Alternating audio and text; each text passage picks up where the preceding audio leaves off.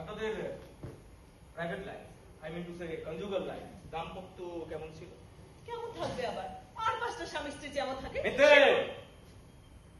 কথা বলছেন আপনি। আপনি মিথ্যে কথা বলছেন, কারণ আমরা অন্যরকম তথ্য পাচ্ছি। আপনাদের ফ্যামিলি ফ্রেন্ড, পাড়া প্রতিবেশীরা জানাচ্ছে। কি জানাচ্ছে? এই যে আপনাদের মধ্যে প্রায়শই ঝগড়া হতো, আপনাদের ঝগড়ার উচ্চ স্বরের আওয়াজ তারা শুনতে পেত। আপনাদের মধ্যে মোটেই সদ্ভাব ছিল না ম্যাডাম।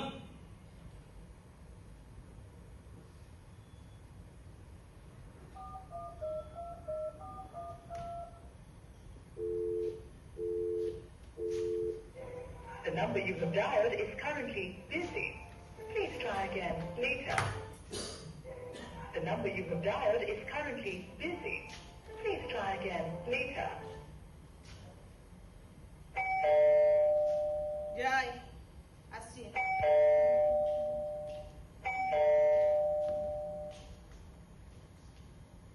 হ্যাঁ, সে তো তোমাকে বললাম না ভাই, এটা সেলস প্রফেশন। টার্গেট অ্যাচিভ করতে না পারলে you are no more here. না ব্যাস, কোনো কথা নেই, এই নিয়ে কোনো কথা হবে।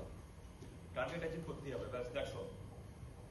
কি ব্যাপার, এতবার ফোন করছিলে কেন? এতক্ষণে তোমার আসার সময় হলো? সে কখন থেকে ফোন করে চলেছি। কি হয়েছে বলবে তো? বাড়ির কোনো খোঁজ তুমি রাখো? মেয়ের ব্যাপারে তুমি কিছু জানো? আমি যে দুদিন অফিস ছুটি নিয়ে বসে আছি সে সমস্ত খবর তুমি রাখো কি?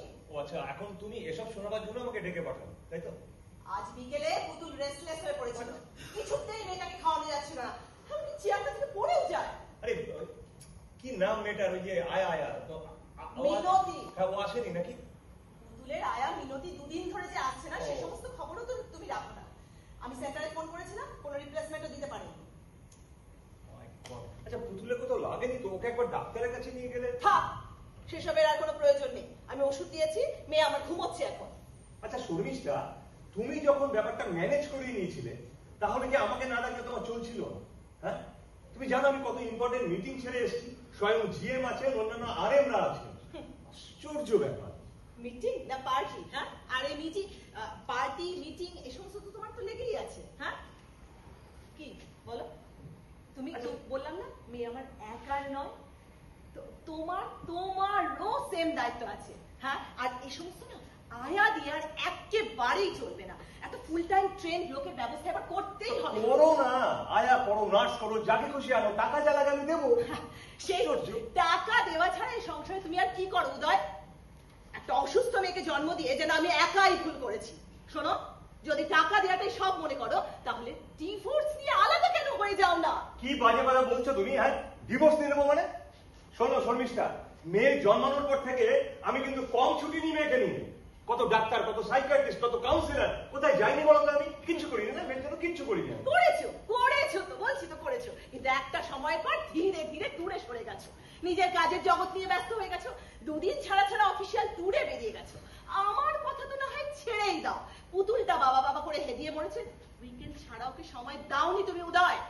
আচ্ছা, তোমাকে কি এখন আমার নতুন করে বোঝাতে হবে? হ্যাঁ, নতুন করে একদম নতুন ভাবে বোঝাতে হবে যে কি এই সেলস প্রফেশনে কি পরিমাণ প্রেশার নিয়ে কাজ করি আমরা। হ্যাঁ, আর এই কাজটা করি বলি সংসারটা চলে, এটা মাথায় রেখো। না, তোমার একার ইনকামে সংসার চলে না উদয়। ডোন্ট ফরগেট আমিও একটা কাজ করি। কে বলেছিল তোমাকে কাজ করতে? কে বলেছিল? মেয়ে জন্মানোর পরে আমি তোমাকে পই পই করে বলেছিলাম শর্মিষ্ঠা কাজটা ছেড়ে দাও, ছেড়ে দাও। শুনেছিলে আমার কথা? শুনেছিলে? কেন কেন গো, আমাকে কেন কাজটা ছাড়তে হবে? তুমিও তো ছাড়তে পারতে। এই সেই এক কথা নিয়ে ঘ্যান ঘ্যান ঘ্যান ঘ্যান ঝগড়া। শোনো শর্মিষ্ঠা, ওই এক কথা ঘ্যান ঘ্যানানি ঝগড়া আমার ভালো লাগছে না। অন্য কিছু বলার থাকলে বলো, নইলে আমি চললাম। দাঁড়াও, আমার বন্ধু অর্পিতাকে পুতুলের বিষয়টা আমি বলেছিলাম, তার কলিগের বাচ্চাটি ঠিক আমাদের পুতুলেরই মতো। তার রেফারেন্সে আজকে একজনকে আসতে বলেছি, সে আজ আসবে, তাই তোমার এখানে থাকাটা খুব জরুরি। যাও। আশ্চর্য ব্যাপার, এসব আয়া ফায়ার সঙ্গে কথা বলে আমি কি করবো বলো তো? তুমি বলে নাও না। আয়া ফায়া বলো, স্পেশাল এডুকেটর।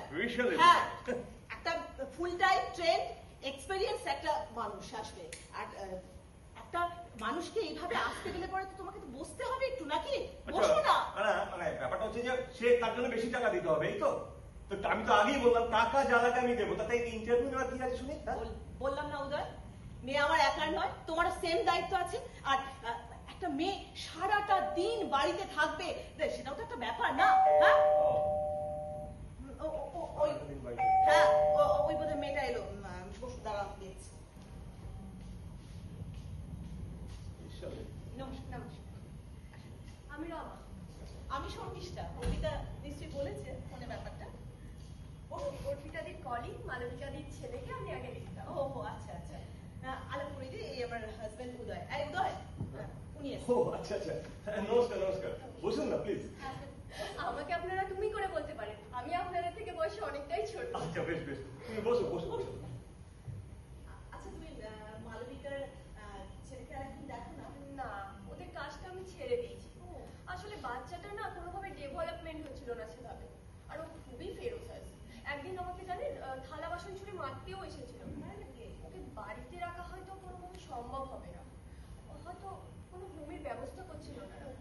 আচ্ছা আচ্ছা, আমাদের মেয়ে পুতুলের কিন্তু সেরকম সমস্যা নেই। আচ্ছা, ওর অ্যাসপারাগাস সিনড্রোম, বুঝতে পারে, রেসপন্সও করে, কিন্তু কখনো গায়ে হাত তোলে না, তাই না বলো?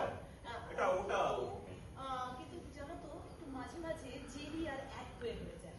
আসলে কি বলুন তো, এই ধরনের বাচ্চারা না খুবই সেনসিটিভ অ্যান্ড অ্যাটেনশন সিকার, মানে ওরা খুবই অ্যাটেনশন চায়, আর সেটা না পেলেই ওদের মধ্যে এই ধরনের অ্যাডভার্স রিয়াকশন দেখা দেয়। ও আচ্ছা, না না, মানে আসলে ও আর আমি দুজনে, মানে আমি আর আমার হাজবেন্ড দুজনে একটু জব করি, তাই আমাদের মেয়েটাকে সারাদিন দেখাশোনা করার মতো কাউকে আমাদের ভীষণই দরকার, জানো? দেখুন, আমি শুধুমাত্র দেখাশোনা করার জন্য এই কাজটা করি না তো, আমি একজন স্পেশাল এডুকেটর, আর এই ধরনের মেন্টালি ডিসেবল বাচ্চাদের নিয়েই তো আমি সাধারণত কাজ করে থাকি।